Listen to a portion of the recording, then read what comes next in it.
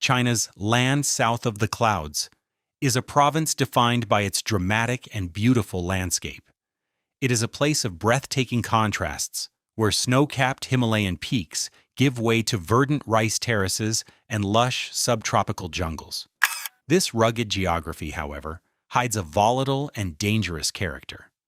In the late summer of 2025, this danger was unleashed with catastrophic force. Relentless mountain rains, driven by an unusually powerful monsoon, transformed the province's picturesque valleys and rivers into conduits of destruction, reshaping the very landscape and leaving a trail of devastation in their wake.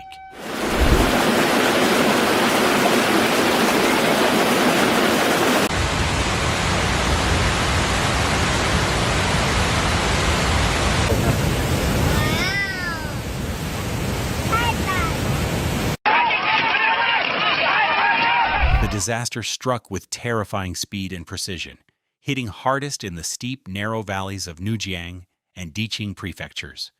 In these regions, the mountains that give Yunnan its beauty also make it profoundly vulnerable. The slopes, already steep, became saturated by the ceaseless rain. Unable to absorb any more water, they shed it in torrents, funneling it into streams that swelled into raging floods in a matter of minutes.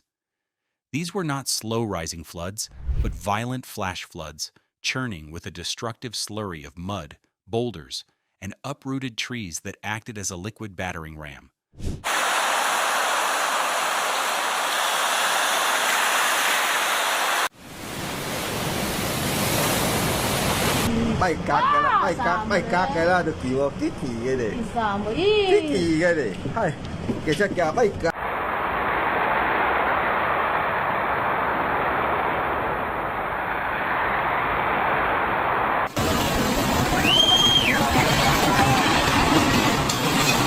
Communities nestled in these valleys were caught with little to no warning. Bridges, the essential lifelines connecting remote villages, were smashed by debris and collapsed into the torrents. Roads carved into the sides of mountains crumbled and washed away, leaving entire communities cut off from the outside world. Local authorities reported dozens of homes damaged or completely destroyed, and a growing number of villages became isolated islands in a sea of mud and water.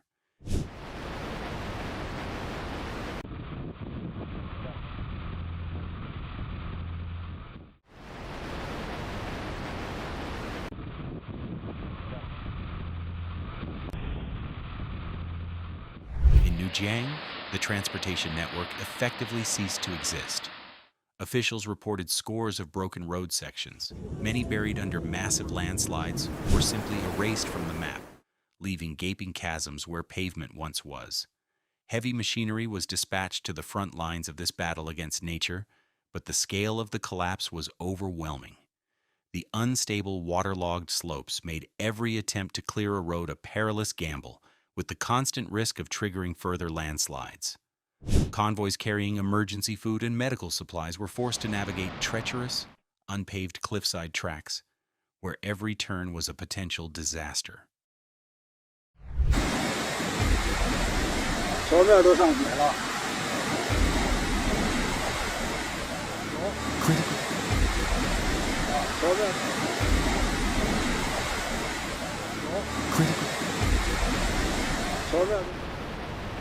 Diqing Prefecture, home to the mythical Shangri-La, suffered a similar fate.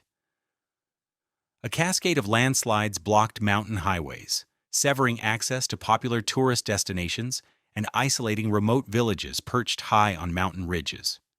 The effort to assess the danger and reach the trapped was severely hampered by thick fog and the ongoing instability of the terrain, slowing every relief operation to a painstaking crawl. The province's tourism industry, a cornerstone of the local economy, came to an abrupt and devastating halt. The region around the sacred Meili Snow Mountain saw its scenic trails and approach roads completely destroyed by overflowing rivers. Hundreds of stranded tourists had to be escorted out by emergency teams, while local guest houses and hotels were forced to shutter their doors indefinitely. Tour operators suspended all future trips, pending a thorough safety assessment by engineers, a process that could take months.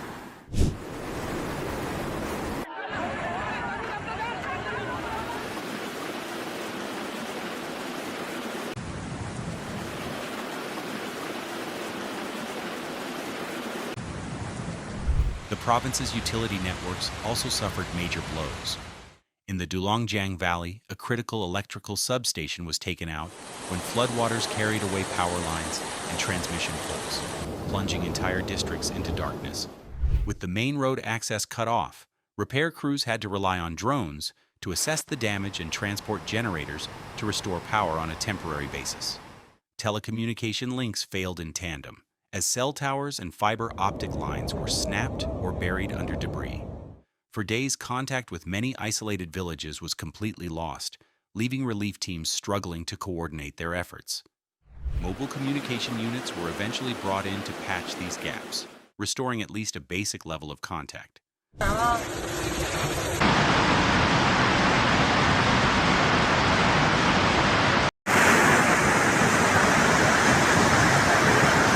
The sheer hydraulic force of the water was immense. The Dulong River and its tributaries surged to alarming heights, eating away at embankments and retaining walls. The debris of entire forests clogged ridge supports, causing more structures to fail under the strain.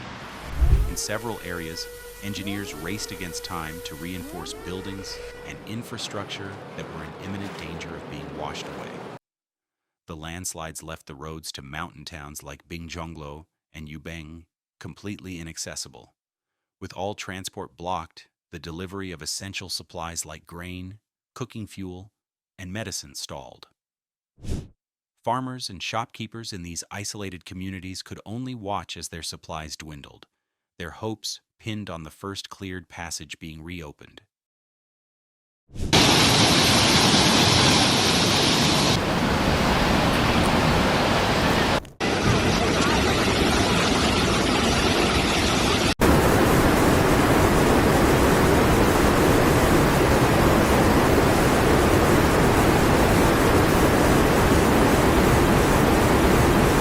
Emergency crews, including units from the People's Armed Police and the military, concentrated their efforts on restoring key access routes. Bulldozers worked around the clock to cut through massive piles of rock and mud, while soldiers constructed temporary Bailey bridges to span the gaps where permanent structures once stood. In villages where the streets were submerged, high-capacity pumps were deployed to clear the thick mud and stagnant water before power could be safely restored. Relief trucks, once they could get through, carried in essential supplies like tarps, food, and bottled water to the worst-hit areas. Damage assessments revealed a landscape of utter ruin. Entire walls were ripped from houses, streets were buried under meters of sediment, and the iconic hillside terraces were stripped bare of their crops and topsoil. Rural homes, often built of timber and brick, had buckled and collapsed under the immense pressure of the flowing debris. In the towns, blocked drains created stagnant pools of contaminated water that had to be painstakingly cleared by hand to prevent the outbreak of disease.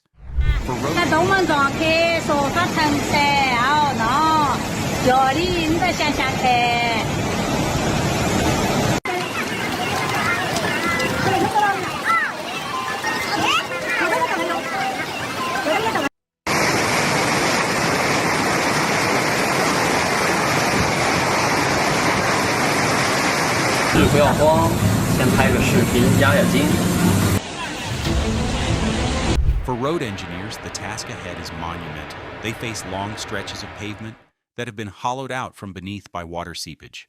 Guardrails hang precariously over eroded cliffs, and drainage systems are completely destroyed.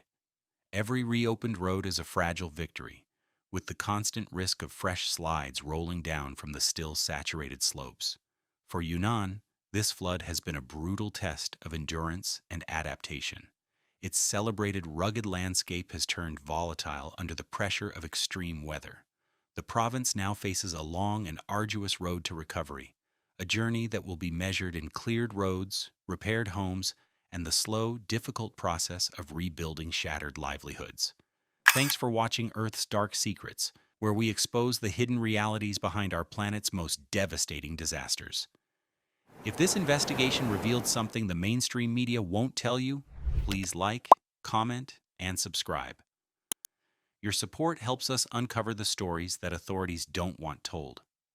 Hit the bell so you never miss our in-depth analysis of the disasters that reveal our planet's dark truths.